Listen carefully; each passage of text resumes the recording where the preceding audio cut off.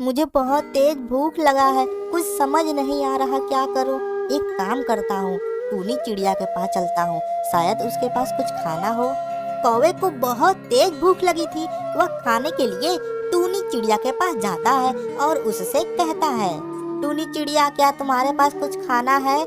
मुझे बहुत तेज भूख लगी है, प्लीज अगर तुम्हारे पास कुछ खाना है तो मुझे दे दो। नहीं नहीं कालू भैया, मेरे पास भी कुछ खाने को नहीं बचा है, मैं भी बहुत भूखी हूँ। अब मैं क्या करूं? कैसे अपने भूख को शांत करूं? मैंने पूरा जंगल खोज लिया लेकिन मुझे कहीं भी खाना नहीं मिला।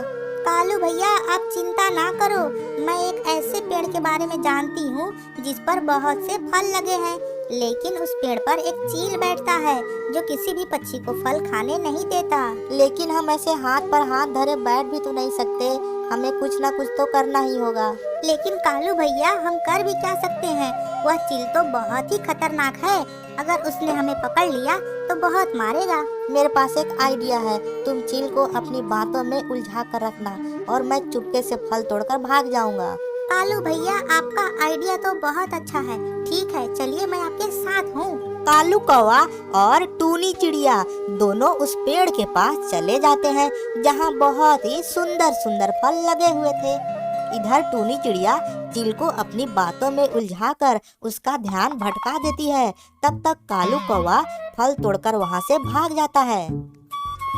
फिर दोनों उड़ते उड़ते चील से बहुत दूर आकर बैठ जाते हैं और आपस में फल बांटने लगते हैं। लेकिन कालू कौवा टूनी चिड़िया को एकदम थोड़ा सा फल खाने को देता है। कालू भैया, आपने मुझे सिर्फ इतना सा ही फल क्यों दिया?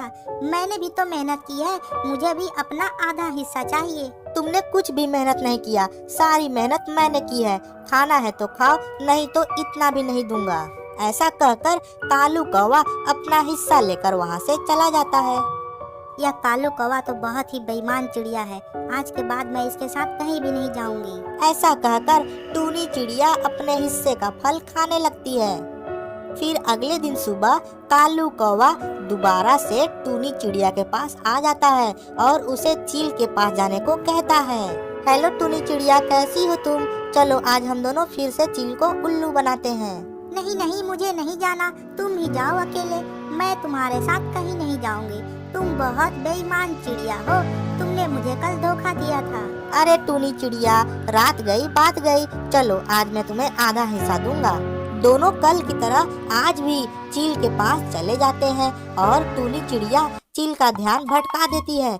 तब तक कालू कौवा फल तोड़कर वहाँ से भाग जाता है। लेकिन फल बंटवारे के समय कालू कौवा टूनी चिड़िया को फिर से फल का छोटा टुकड़ा देता है। कालू भैया, आपने तो वादा किया था कि आप मुझे आधा हिस्सा देंगे, लेकिन आप तो कल की तरह ही छोटा टुकड़ा दे रहे हैं।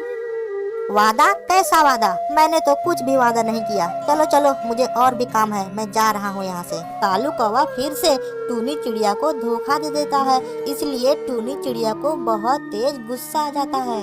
यह कालू कौवा तो बहुत ही चालाक बन रहा है, लगता है अब इसको सबक सिखाना ही पड़ेगा। फिर रात के समय टूनी चिड़िया चील के पास जाती है, उसे सारी बात बताकर उससे माफी मांग लेती है। चील भैया, मुझे माफ कर दीजिए, मैंने ही कालू कौवा के साथ मिलकर आपके फल चोरी किए थे। लेकिन तुमने ऐसा क्यों किया? अगर तुम्हें भूख लगी थी तो तुम मुझसे आकर कहती, मैं तुम्हें जरूर फल खाने को देता। मैं कालू कौवा की बातों में आ गई थी, लेकिन कालू कौवा बहुत धोखेबाज है, मैं चाहती हूँ कि आप उसे सबक सिखाएं। ठीक है टूनी चिड़िया, अब तुम घर जाओ और सारा काम मुझ पर छोड़ दो।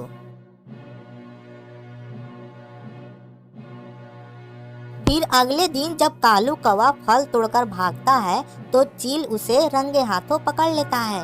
अच्छा, तो तुम ही हो जो मेरा फल चोरी करके भागता था। तुम्हारी इतनी हिम्मत कि तुम मेरा फल चोरी करो। चील भैया, मुझे छोड़ दो, आज के बाद मैं कभी ऐसा नहीं करूँगा, मुझसे गलती हो गई, मुझे छोड़ दो।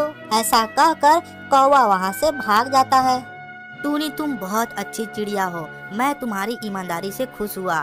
तुम्हें जब भी भूख लगे तुम आकर फल खा सकती हो। धन्यवाद चील भैया, आप भी बहुत दयालु हैं। फिर टूनी चिड़िया और चील पेड़ पर बैठकर फल खाने लगते हैं और कौवा दूर बैठकर चुपचाप देखता रहता है और उसे अपनी गलती पर बहुत पछतावा होता है।